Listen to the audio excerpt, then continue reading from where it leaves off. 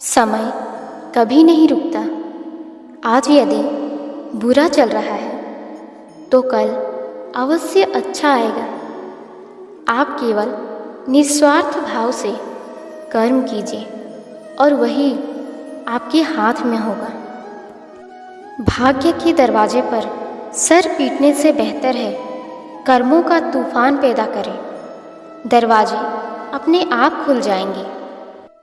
सब्र और सहनशीलता कमजोरी नहीं बल्कि ऐसी ताकत है जो सब में नहीं होती। अहंकार में डूबे इंसान को ना तो खुद की गलतियां दिखाई देती है और ना दूसरों की अच्छी बातें।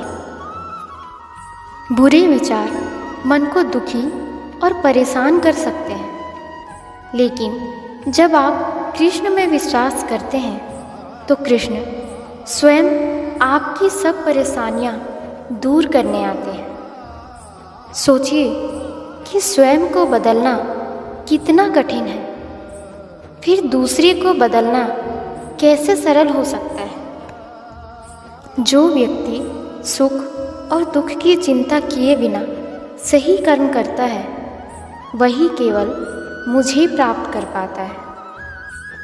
हमेशा याद रहे कि ईश्वर के सिवा आपके आंसू, दर्द और दुख को कोई भी नहीं समझ सकता।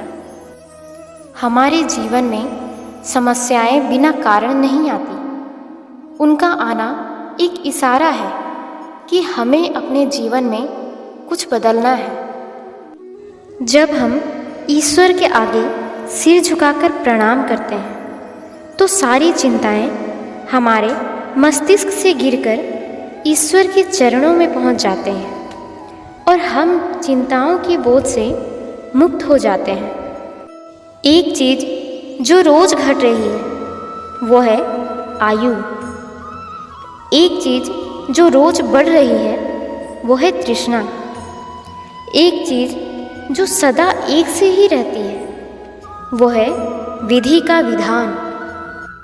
दुख तो तब होता है जब आपको एहसास हो जाता है कि जिसको आप महत्व दे रहे हैं उसकी नज़रों में आपका कोई महत्व ही नहीं है।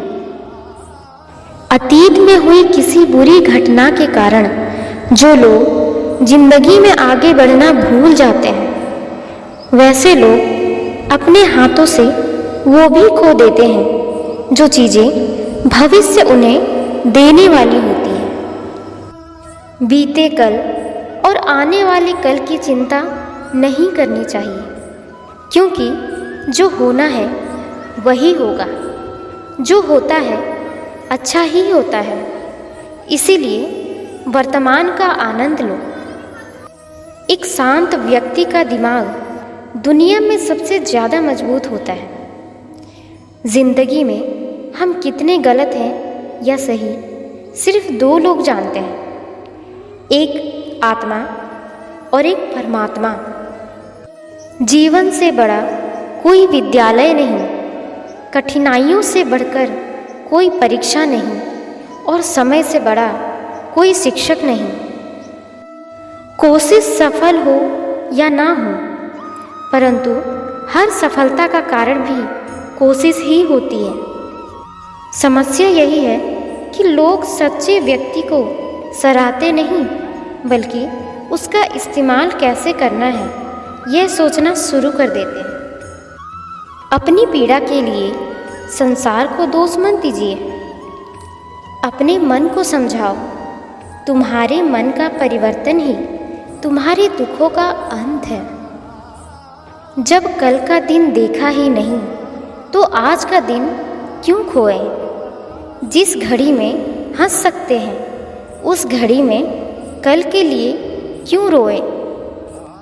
कौन से कपड़े पहनूं जिससे मैं अच्छा दिखूं, ये हर रोज़ हम सोचते हैं। पर आज कौन सा कर्म करूं जिससे मैं भगवान को अच्छा लगूं, ये हर रोज़ कोई नहीं सोचता। शरीर में रहने वाले का कभी भी वध नहीं किया जा सकता, अतः तुम्हें किसी भी जीव के लिए शोक करने की आवश्यकता नहीं है। मुश्किल में साथ छोड़ने वाले दुनिया में हजार होंगे। तुम अर्जुन सा समर्पण तो दिखाओ, दोस्त के रूप में भगवान श्री कृष्ण आएंगे। जो कुछ भी तुम्हारे भाग्य में लिखा है वो अवश्य ही उचित समय पर मिलेगा। तुम क्यों परेशान होते हो? और जो भाग्य में नहीं है वो कभी मिलेगा ही नहीं।